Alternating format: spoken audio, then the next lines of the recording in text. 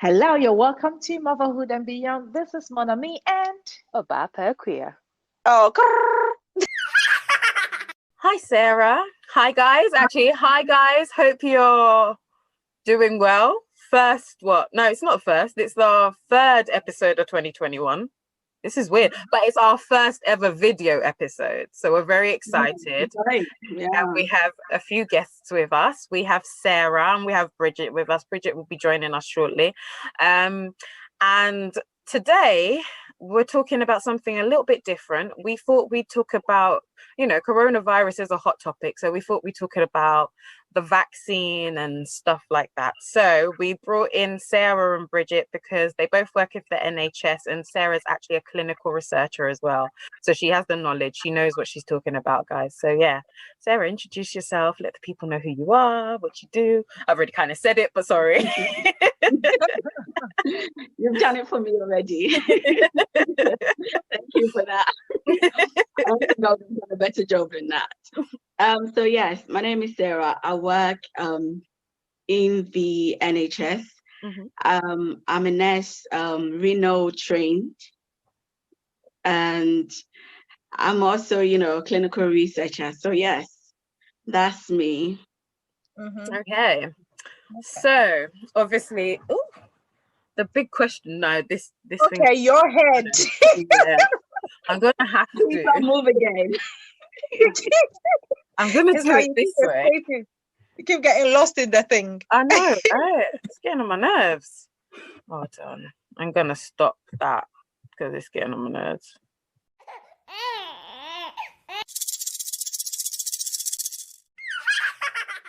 Yeah. Okay, so based on what you just said, you are really like a lot about diseases and researching and all of that stuff. So we just need a little enlightenment because a lot of people are scared, which they all have the right to, and people don't know whether to take the vaccine or not to take the vaccine, right? So first, I'd like to ask, have you experienced this coronavirus personally or within your own environment at all? Have you had anyone who has experienced it? Oh, thank you for the question. Yes. So I had a disease at the very beginning of the pandemic. In fact, Wow. I had it. Yes, in fact, that time we didn't even know what it was. Yeah. I remember feeling very sick. Yeah. And this was around last year, ending of February-ish. I remember going to work and I felt very sick. My whole body was in pain. I had a sore throat. I had a burning chest, and also it did affect my vision. I couldn't see properly. So I remember coughing constantly in the office. And I remember one or two of my colleagues saying that, oh, you're not feeling too well. I hope it's not corona. And at that time, listen, we didn't have any confirmed cases in the country, so we didn't know what it was. Yeah. And we were all making a joke about it. We were laughing about it. And I said, oh, no, I haven't traveled outside the country, so I don't think it's corona. It can be. But tell you what, yes, I couldn't even finish my day. I had to come home because I was that sick. And on my way home, because I drive to work, so I had to drive back. And I remember on my way home, I called my mom and I was like, Mommy, I'm not feeling too good. And she said, well, I hope it's not corona. but listen, we were not even testing. We had heard about it, but we were not testing. So it was very difficult for me to confirm that it was actually corona. And so I came home. I remember having a conversation with my mom, and she said, well, make sure when you get home, you treat it like flu. And I had my flu vaccine, so I didn't think it was flu, and it wasn't cold either. It didn't have that typical symptoms of cold. So yes, I listened to her. I bought lemon and ginger and stuff like that. got home. And then also, this is gonna be funny, right? But I'm just gonna share it, and I think it helped me. So because my mom, I'm Ghanaian, my mom is, Ghanaian. She was like, when you get home, grind ginger and use it as enema. And I was like, Mommy, how am I gonna do that? And she's like, well, when you get home, do it. I'll show you how to do it. And listen, I did it because at that point, I just needed to get better. And I didn't even tell my husband. He wasn't at home. He was, he was at work. But I didn't even tell him that I was sick and I had come home. So I did what Mommy said, and I used it as enema. I remember my back passage being on fire. It was burning. And I was home alone and I was screaming, but it was a good thing that my husband wasn't at home because it wasn't pleasant at all. So afterwards, I opened my bowel, had a shower, and then I went to bed. And I remember waking up around 11ish, and my pillow was wet. It was fever, I was sweaty. I had this headache going on, and the headache, it was just not your usual headache. It was like a patches, a little bit here, a little bit there, a little bit, So it was very, very bad. But I thank God, that's what I would say, because many people, I have bear witness to it. I had the same problem, and they ended up in ITU and stuff like that. So yes, I had to treat it with home remedies and with a little bit of prayer as well, because I'm a believer. So, and because at that time we didn't know what it was. As a believer, you had to pray. I remember my pastor, calling me all the time, checking up on me, praying for me. My mom was so worried, called all my siblings and, and stuff like that. But yes, I did treat mine with home remedies. I didn't end up in hospital. So thank God for that. That is my experience. Yeah, I've been saying that. I think when it first started, like I met a cousin of mine, and she came around, she was coughing and sneezing, and she was really ill. And she was like, oh, I've been to the hospital, and they said I should come back again. Basically, they didn't know what they were dealing with. So even though she wasn't diagnosed, she was like, I think I've had this corona, because the way she was feeling. So I think quite a lot of people obviously like experienced it early on, and they had no clue what it was. Yeah. But because you work in the NHS, would you say that made you more exposed to the virus? I definitely think so, because due to my own, personal experience, at that time I hadn't been anywhere outside the country. It was basically work home. And a day before I had it, I would say I was fine. I hadn't been anywhere apart from work and then come back home. And so I think, yes, you are more exposed at work. And at work means, working in the NHS. Because we do get thousands of visitors coming hundreds of visitors, coming all the time. You don't know where that person you saw in clinic had been. You don't know where they came from. So yes, you are more at risk. Yeah. All right. That's interesting. That's very good. Okay, take it. Hi, sorry, and Bridget's joined us, so I think I'll direct a few questions her way as well. So, from what you've seen working at work, what ethnicities are being more affected by the virus? Because, I'm sure I remember in the beginning, everyone was like, oh, if you're Black, you're not going to get it. You're fine. We were like, it's the Black blood in us. It's the African blood in us. But now it seems like it's kind of turned. But I just want confirmation. Like, is that what you're seeing at work as well? Are Black people more affected by it? Right. In my opinion, the coronavirus is no respecter of person, honestly. So it doesn't matter where you're from, Black, Asian, white, wherever. So far as, this disease gets to you, then, you have to do everything to fight it off. So it's not irrespective of race. So in my opinion, it affects everybody.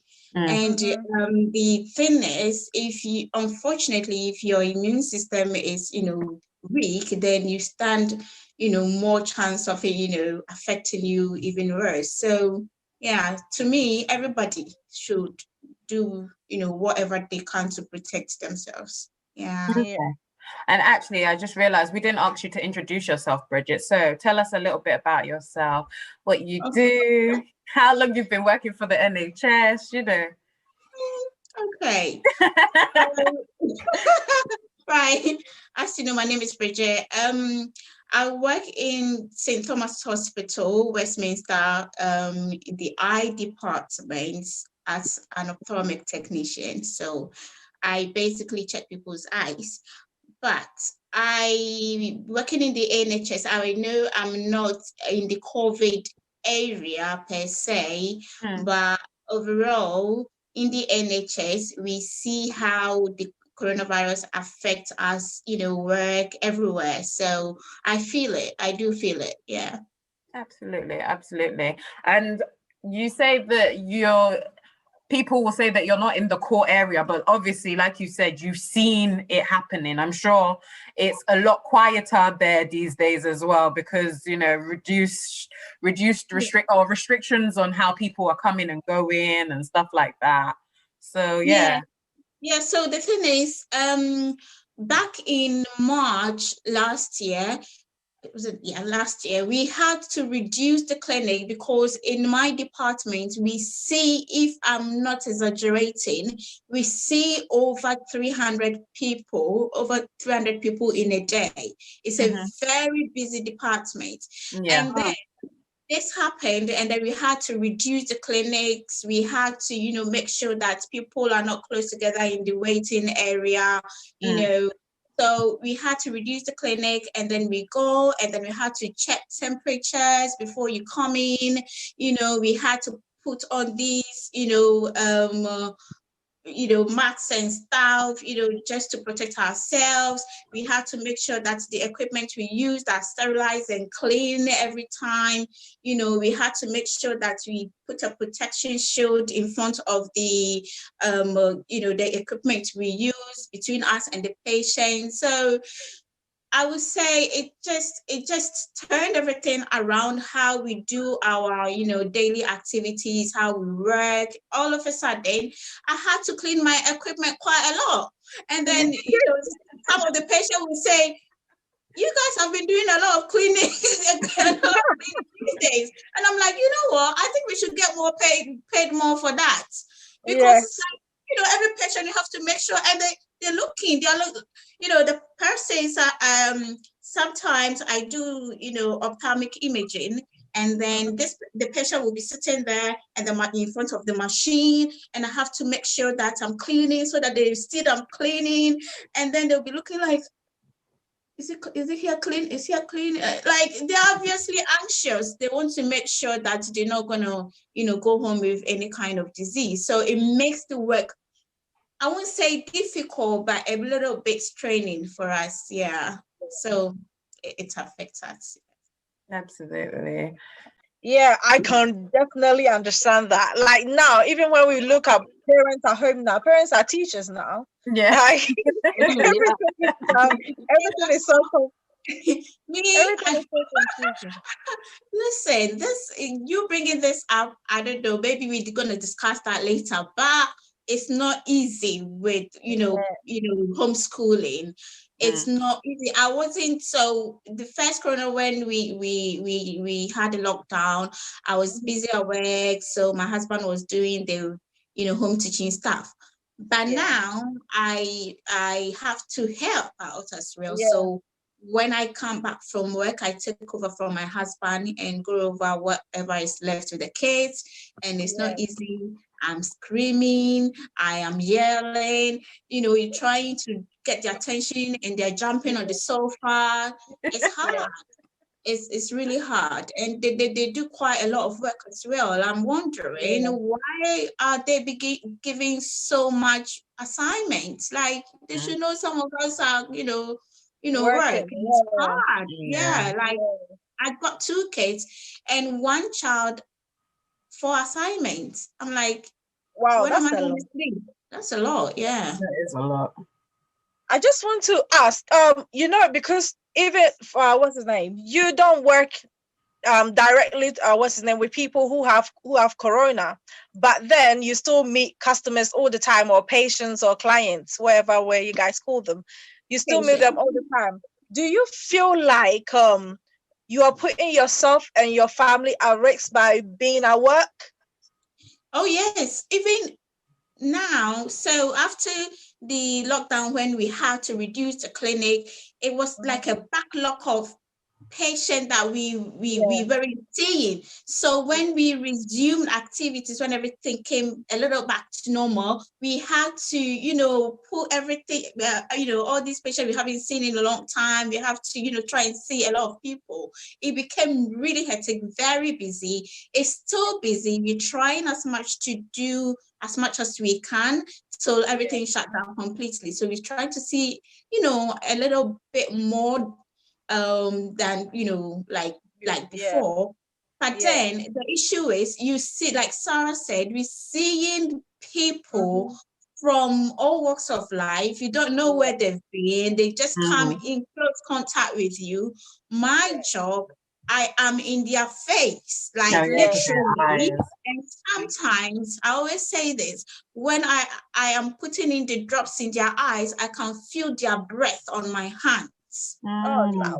Serious. It's that it's that close. So I am so like always anxious about this.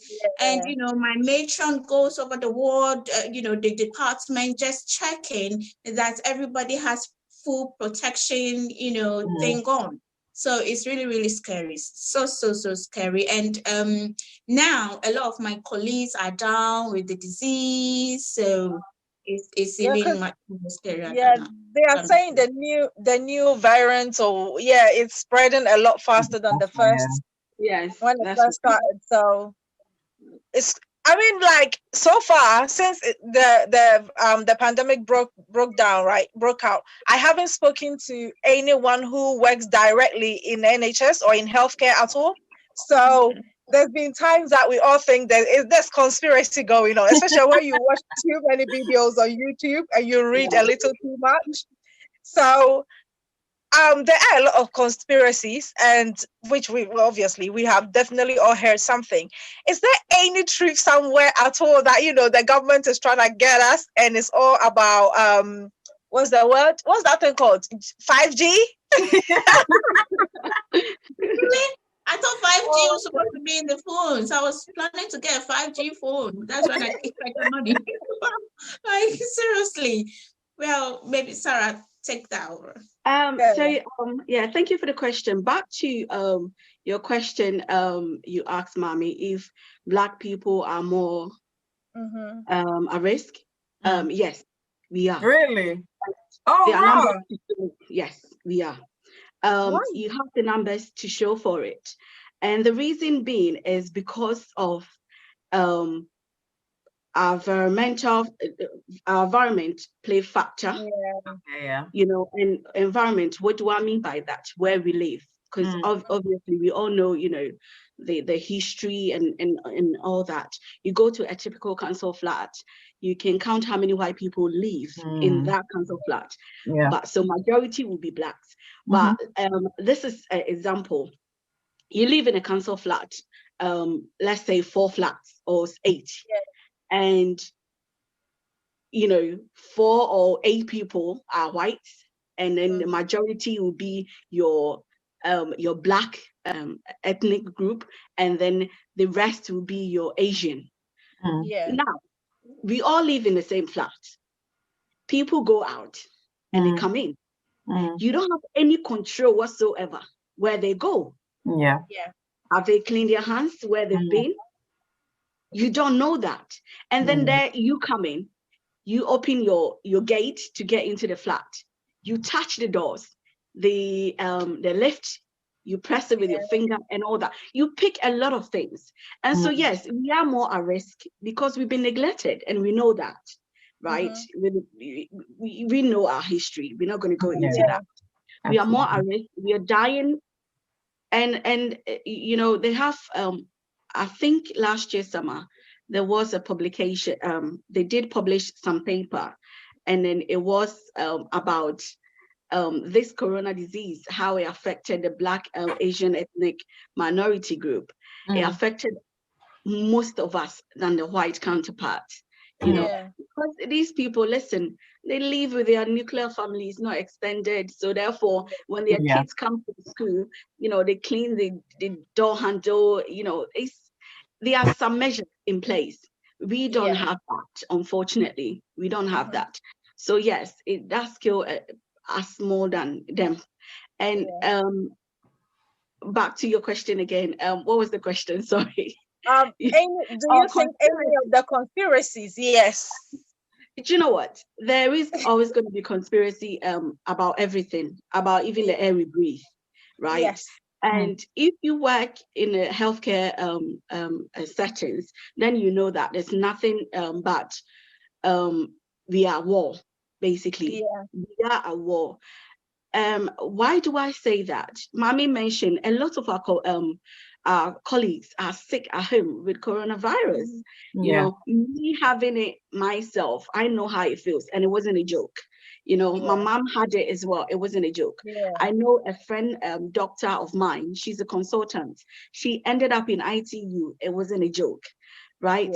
So people can say all sort of, you know, negative about coronavirus, it's being real or not, until it actually hit home, and then you realize that it's real, and we need to do more to protect ourselves. You know? So yeah, there is going to be conspiracy out there. Some people are saying it's not real, it doesn't exist. I was reading this story about this guy, very popular on TikTok. Preaching, he was fitness, you know, trainer, preaching about corona not being real. And guess what? He had corona and then died of it. Oh wow! Yeah, it's very fit young guy. It's not funny at all. And then when he was in hospital, he videoed the whole thing, being on oxygen and all, and now started preaching to people. Oh, do you know what? It's real, but it's late now. 32 or so young man, you've cut your life short because of what you didn't believe. There is always going to be conspiracy out there, but until you actually face it and then know what's real and what's not, then of course you can, you know, you can take certain measures and precautions. Definitely. Thank you very much. Okay, I'll take it from there. Let's go into the vaccine part. Yeah, absolutely. So obviously joy came, and then vaccines were created, and you know, it feels like there's finally a light at the end of the tunnel that we, you know, 2020, it's been an interesting year. And so, you know, the vaccines came, and now there are more conspiracy theories about the vaccine. Now it's, if you take a vaccine, you're going to become a mutant turtle ninja. And so, you know. Do you guys, obviously, as a clinical researcher as well, Sarah, like, what do you think of the vaccines? Obviously, I think for most people, their fear is that most vaccines, it takes years to come up with them.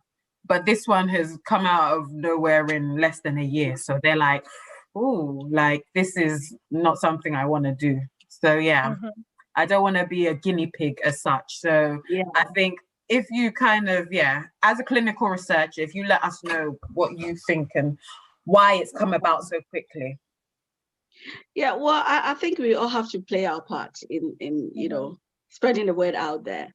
This vaccine, listen, people think, just like you said, you know, vaccine can take years to happen, but technology, we have advanced, right? Yeah, in 2021, what we couldn't do 10 years ago, we can easily do it just like that right now. Absolutely. Right? And that's how I see it. It's advancement in technology. That's why we are so privileged to have a vaccine within 10 months. That is amazing. If we are praising, you know, anything, we should praise people who actually, you know, have this, who has been working so hard to make sure that we have this, life-saving vaccine. I believe that as a researcher, they didn't cut corners. There's no way, the government will put our lives at risk just because of vaccine's sake. Do we have any guarantees that it's going to protect us? No, we don't. No. There's no guarantee there, but it's to help just in case there's any protection in it at all, so that me and you can be protected. The vaccine, the Pfizer vaccine, that was the first one, we had in this country, and then of course followed by the Oxford one, and now we have the Medina or something. A third one now. On the market. We have 3 on the market, and I think the conspiracy and everything is within the Black or Asian. They're gonna take our melanin away. But I said, the Medina one, it was actually produced by African American doctor. Yes. So even if you don't believe in the first that's two, the one I'm gonna choose then. I would change the Black ladies one. Yeah. She's a young woman, very intelligent, and it was by her. So at least, even if you can't trust the 2 first one, you can trust the third one, and I'm talking in terms of so the Pfizer one, I would say is purely technology, right? Is to trigger the body's immune system to produce antibodies without actually having without injecting the virus itself. So it's pure technology. So the body would think that, let's produce antibodies. So in case we're exposed, you can fight. You have the antibodies to fight for you. It's purely technology, which I think is amazing. Right? Like nobody has ever thought about this before. It has never happened in this world, right? This is the first of its kind. So that's how privileged we are, and it's all down to technology that I'm talking about. Have they cut corners? They haven't cut corners. If you have listened to a lot of the interviews on TV, listen to the news, if you have read on Google or whatever, they haven't cut corners. But there isn't any guarantee that it's going to protect you or me. Not all of us are going to be protected, So have I had a vaccine? I haven't had a vaccine. Would I have the vaccine? Yes. But there is, of course, to have the vaccine, you have to consent. And on the consent form, there are some eligibility criteria, and make sure that you fit into it. And if you don't fit into it, then of course don't have it until you have further information. Now the vaccine, yes, it was within 10 months, so they don't have all the data out there to support each and every category. What am I talking about? It's been having allergic reaction to medication and things like that. Now they have realized that certain people did react to it. So now they're saying if you have any food or medicine allergies, don't take it. First, they were saying if you're nursing mother, do not take it. Now they're saying it's safe for nursing mothers to have it. So as time progresses, we have more information. Now, if you're planning for pregnancy for within the next 2 months, don't take it. So if you fall under all this category, then of course you wouldn't have it. You would protect yourself until they have the further data. They haven't done enough research into if a mother, a pregnant, woman have it, it's going to affect the fetus or not. They haven't done it. So to be on the safe side, what they're saying is don't have it until we have, enough data to say, do you know what? You can go ahead and have it. Now, if you're within this category and you have it, it's at your own risk because they have advised you, don't go and have it, and then later on your baby might have a defect or something, we don't know. And then you turn around and say, oh, in fact, I had a Pfizer vaccine and it affected my baby, so therefore I'm going to sue them. You're not going to get anything for it because they have been honest to say to say that don't have it yet. Yeah, absolutely. But Bridget, you had the vaccine, didn't you? You had the vaccine, I don't know how long ago, but you'd have had it. And you're fit, you're strong. You don't look like you've turned into a mutant turtle ninja, as they keep saying.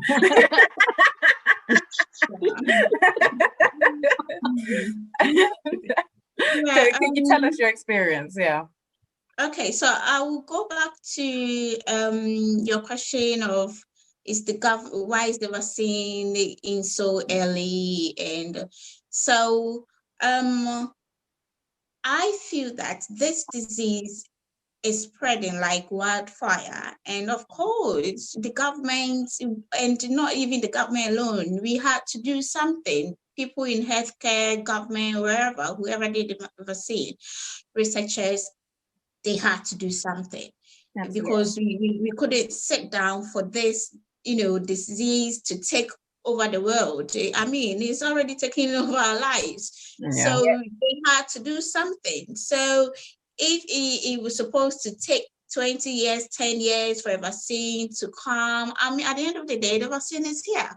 And they had, so by the help of technology, like Sarah said, and all that, we should be grateful that the vaccine is here to save us from this deadly disease.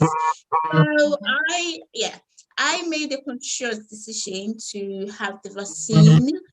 At first, I was a bit skeptical because of obviously the conspiracy theories that my blessed, Africans are spreading. I was a little skeptical. Actually, I think the Americans are doing the best job because seriously, listen, I heard one or two of them, and I felt it was absolutely, excuse me to say, nonsense. Because why would you say that they will put a chip in there? You will sex it's Antichrist, it's blah blah blah. But then I was like, listen, I've read enough.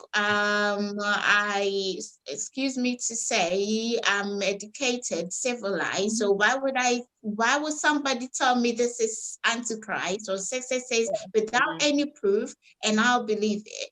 In the meantime, I need to protect myself. I need to protect my family. I need to protect my friends and people I meet, and my patients as well, and my colleagues, of course. So I decided I'm going to have it no matter what. And, everybody at work was having it. The consultants are having it. The doctors are having it. So, and if they're having it and they're fine, what will happen to me if I have it? So I went ahead, I got a shot, and I took paracetamol 45 minutes before the shot. So when I had it, I was fine. I didn't feel anything. Next day, it's just like any other jab. My arm was sore a bit, so I couldn't lift my arm, blah, blah. And I felt like a bit tired, like aches and pains, which is normal. Even if you have like a flu jab or anything like that, you're going to feel something. And so the only thing is like the soreness of the arm is just like you've had a tetanus injection or anything like that. So it's nothing. It's nothing scary. There is nothing scary at all, believe me, about the vaccine. So I have had it. I've been fine. Everybody that I know who have had it, they're fine. Like, so yeah, nothing. No massive side effect or anything like that. So yeah. I think that's really reassuring for people. Mon, back to I mean, you said the Americans are spreading all these love my people, but it's the thing is, right? Of course, there are going to be a lot of misconception out there. And you did mention Black Americans. They haven't had it easy. They haven't had it easy at all. And that's reality. When it comes to research, there were these people back to history. they were being used, you know, for research purposes. And so therefore, with the history like that, they always have to be careful. If you get what I mean. They always have to be careful. And that's where the fear comes in. Because obviously, years later, you know, they were being used for research purposes. And years later, they found out that they were actually not sick at all. Because of that research, they were actually being given this disease themselves. So of course, there will be fear, there will be misconception, there will be that resistance towards, you know, something like that. And of course, each being produced within 10 months, they will basically say, you know, we have to be extra careful. With us Black, with our history and everything, we depend on God a lot. And we read the Bible. And so therefore, people coming up with, you know, excuses that it's Antichrist, it's 66, it's a chip and what have you. Of course, maybe, I don't know, it's how they interpreted the Bible when they read it. Right? But I wouldn't say there's anything wrong with that. Now, it's up to you and me to go back to our community and say, you know what? It's actually okay. We are all part of this to make this vaccine, you know, and the whites are having it, the Asians are having it, and the Black are having it. It's okay. It's not, there's nothing wrong, people coming up with all these questions. And that makes it more interesting, right? It makes it more interesting. And so it's up to all of us to say, it's okay. It's not going to kill you. And it's not just for the Black community. It's for everybody. It's for everybody. And then I've had it, you've had it, nothing is happening to us, right? So they will have confidence in us and say, do you know what? She's a Black person like me. She's a Black woman like me. She's not going to lie to me. I'm not going to lie to you. For what? For killing you? What would I gain? So it's up to us to go back into our community and educate them.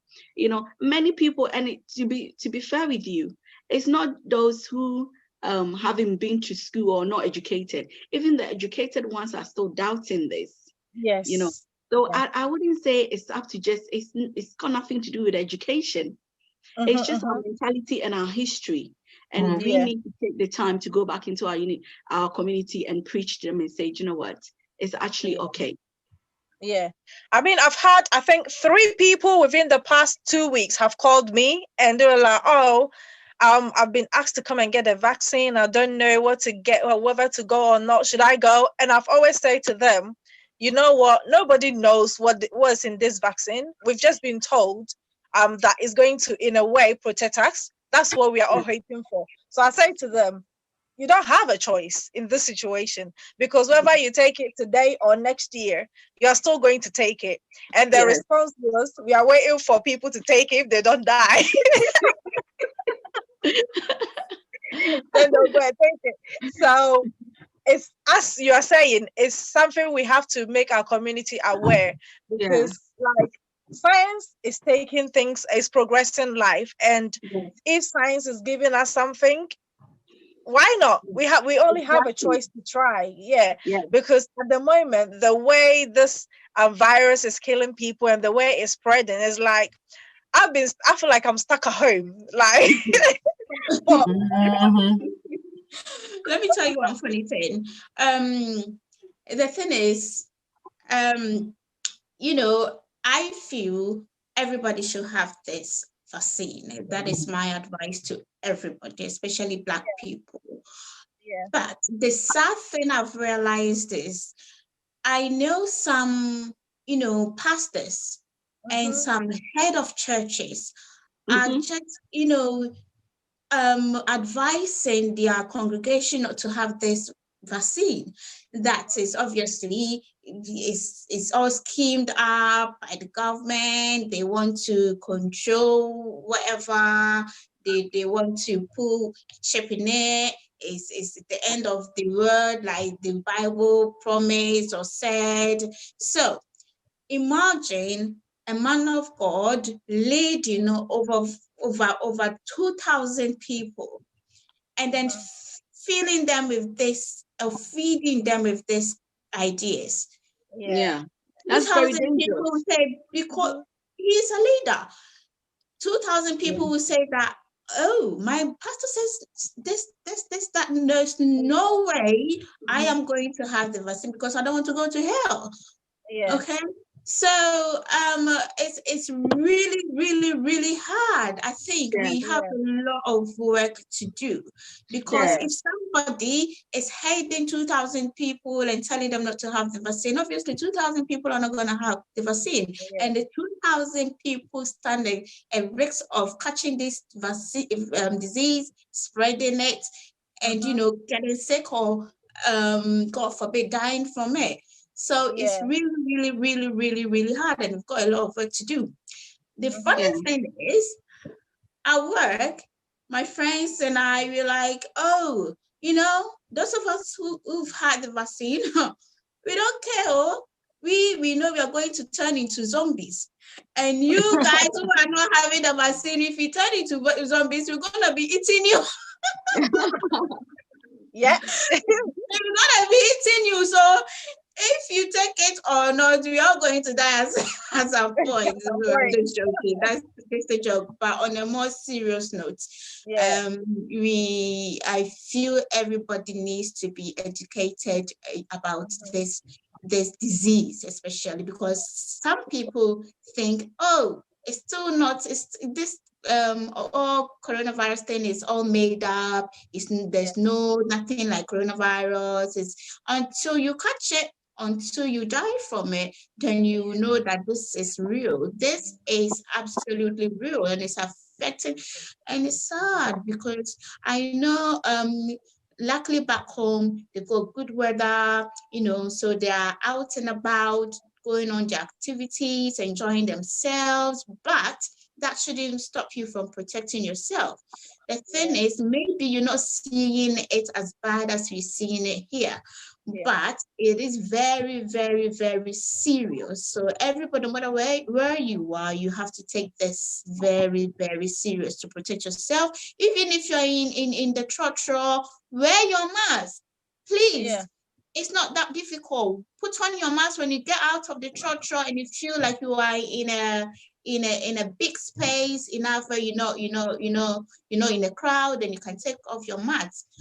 If you are in church, please put on your mask. I'm not saying stay home and don't go to church or don't go to work or don't be in a church, or that's not what I'm saying, but please protect yourself. Protect yourself, because we are lucky that we have all these technology here, even here, that we have so much machinery and technology and expertise and all that. We're struggling with this disease. How much more back home if this should get worse there? So I talked to my auntie the other time. She was like, you know what, when I sit in my throat row, my mask is on. Sir, I won't wait for anybody to all these maids shouting, Farsi Cabra, shouting in my face. No. I will put on my mask, and I was like, yes, you're doing the right thing. Because obviously, her health is important to her. Her family is important to her. Even though she feels like, oh, it's back home, the weather is good, blah, blah, she's still not taking any chances. So I think everybody should learn from that. Yeah. Thank you very much.